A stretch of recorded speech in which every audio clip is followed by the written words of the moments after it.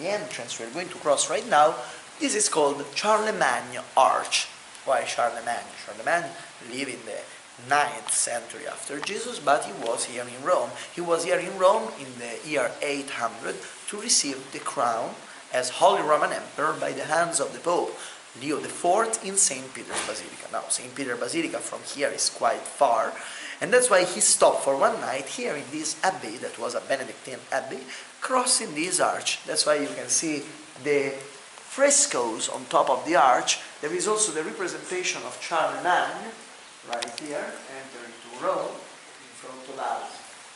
But more than all, what I really want to show you here is the so-called tetramorpho. What's the tetramorpho? Tetramorpho means the four forms, the four shapes. We're talking about symbols. Actually, are the symbols of the four gospel writers. The tetramorpho are the angel of Saint Matthew, the eagle of Saint John, the lion of Saint Mark, and the bull of Saint Luke. And you can see them on the four sides. Lion of Mark, bull of Luke, eagle of John, and the angel of Matthew. You will find it in many churches. We will find also later on in St. Paul Basilica, the place where is the grave of Paul.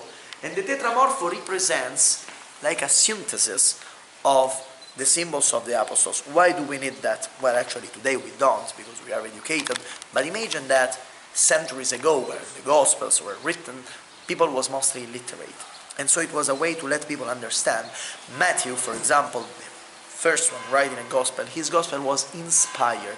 The angel suggests Matthew, the Gospel, and angel, angelos in Greek, means messenger. So that's why. The eagle of, this is the lion of Saint Mark, Saint John, the eagle is Jesus, and so actually the Gospel talks about the flight of this eagle, while the lion of Mark and the bull of Luke are related with the two different characters. Luke was a doctor, was Greek. His Gospel is written in Greek languages, the first one that's not written in Aramaic, like the one of Matthew and Mark, but is written in Greek, and actually is in direction of the Greek people, because writing in a language at that time meant including another population in the spreading. People at that time didn't study language as we do today. For this reason, using the tetramorpho, using the symbols, people was able to understand. Now, you can see in front of us there is a church. Nothing to share with Paul in that church, because this is the old church of this abbey. 3 different churches. The first one is the one we see in front of us, is the oldest, but it's not the one dedicated to Paul. As we were saying, that one raised up later. This one, this church, was built in the 11th, 12th century.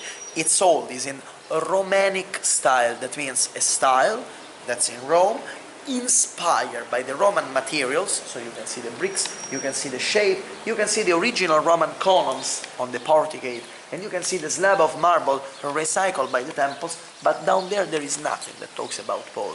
That's dedicated to Saint Anastasius. And inside there was also the relic of the head of Saint Anastasius. That's not here anymore, has been carried back to Greece, because he was a Greek saint.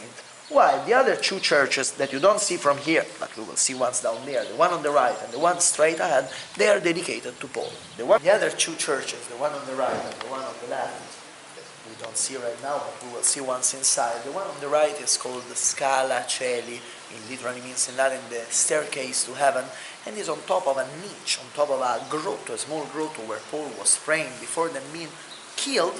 At the end of the road over there, that's called Viale del Martirio di San Paolo. That literally means the road of the martyrdom of Paul. At the end of that road, where you can still see the original Roman ground, today there is a church.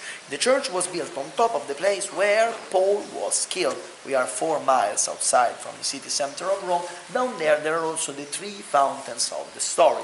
You will notice that also the plants have a meaning in this place. The palm trees that you can see in the middle, symbol of martyrdom. The palm is not a Roman or Italian tree. In Italy, we usually don't have palms. You will see the palms in the basilica, in the places of the martyrdoms, and in the churches where Christians were killed.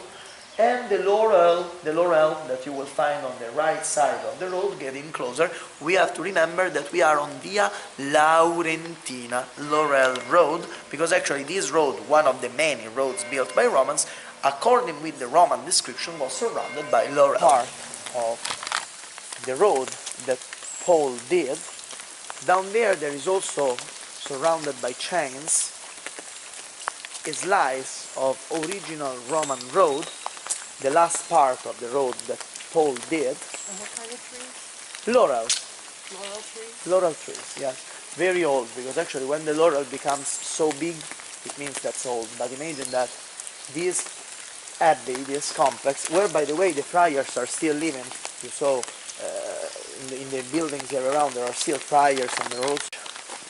When the church stops when the friar have lunch, so actually from midday to 3 o'clock, that's why we have plenty inside, and we have the time to enter. 12:15. Yeah.